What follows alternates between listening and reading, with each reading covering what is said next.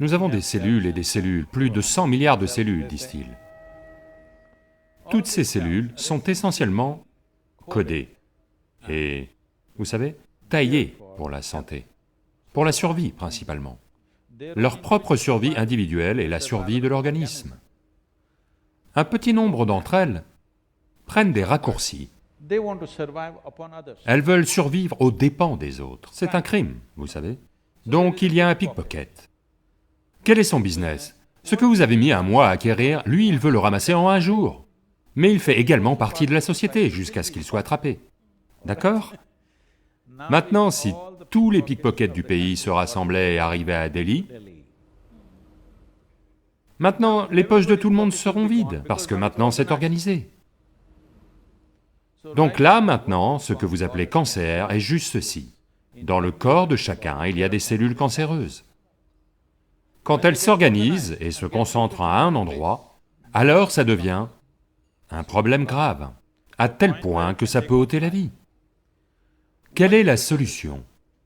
Il y a beaucoup de choses à dire. Tout d'abord, la criminalité fleurit là où il n'y a pas d'ordre dans le système.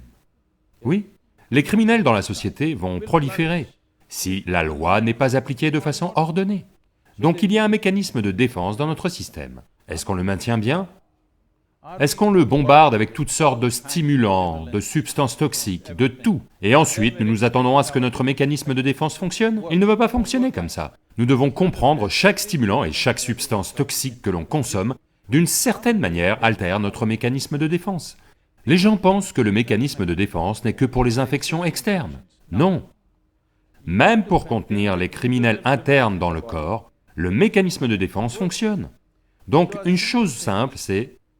Vous savez, dans le système yogique, c'est une logique simple. Ces cellules cancéreuses dans notre corps, elles consomment généralement environ 27 à 28 fois plus de nourriture que les cellules normales.